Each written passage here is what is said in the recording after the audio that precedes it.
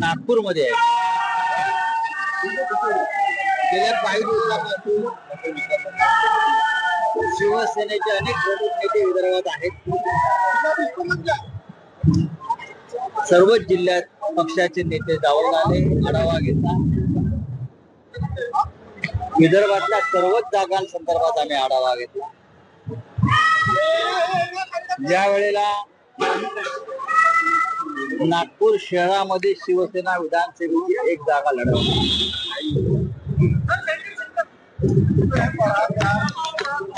रामटेक विधानसभेची जागा शिवसेना लढवली.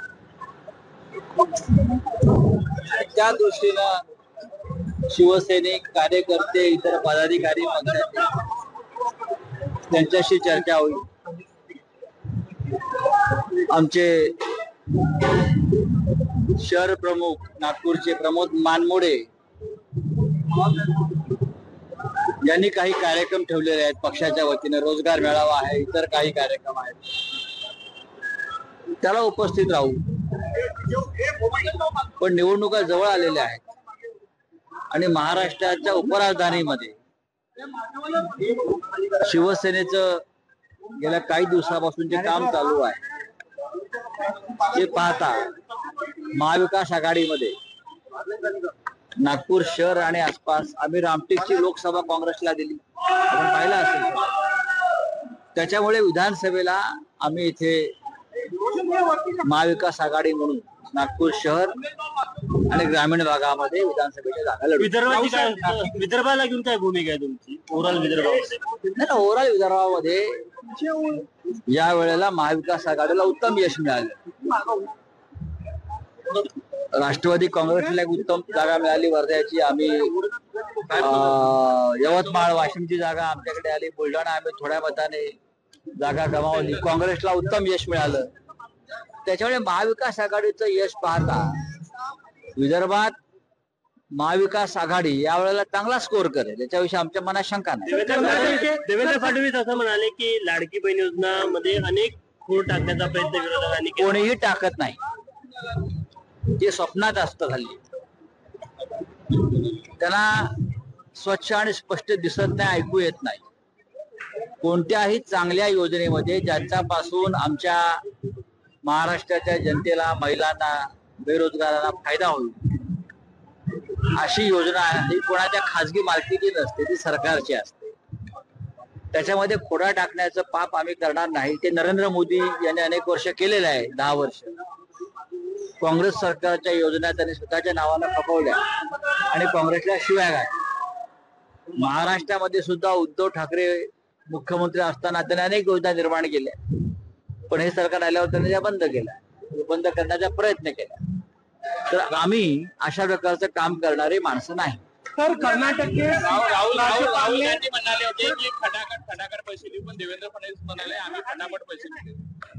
राहुल गांधी म्हणाले होते त्यांच्या नागपूरच्या घरामध्ये टांगसाळ लावली आहे ना.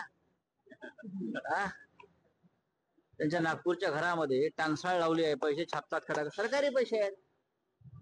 आमचं सरकार जर आलं असतं तर राहुलजी म्हणतात त्याप्रमाणे खटाखट, टकाटक, पटापट सगळं झालं असतं आणि लवकरच ती होईल महाराष्ट्रामध्ये. याच्याविषयी कर्नाटक के राज्यपाल ने सीएम के खिलाफ, वहाँ के सिटिंग सीएम के खिलाफ एक भ्रष्टाचार के मामले में जांच के आदेश दे दिए.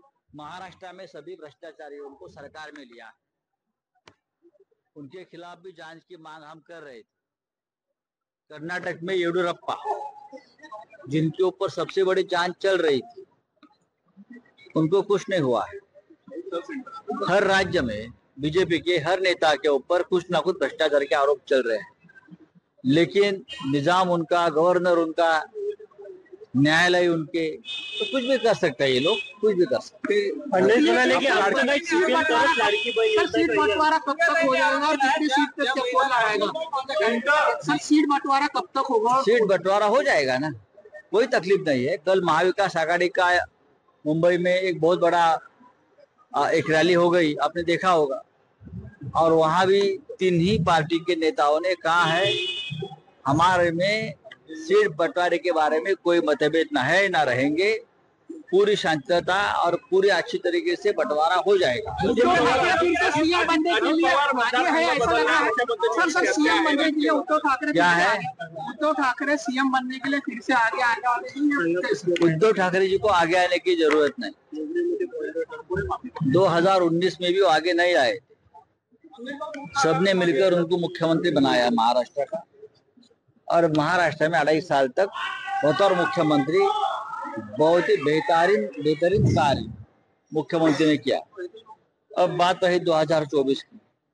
उद्धव ठाकरे जी ने कभी नहीं कहा कि मैं मुख्यमंत्री बनना चाहता।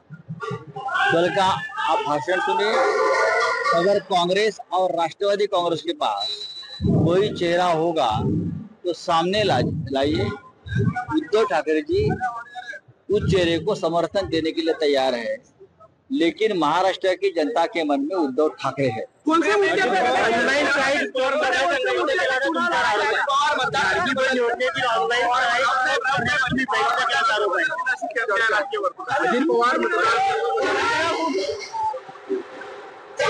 चर्चा नहीं।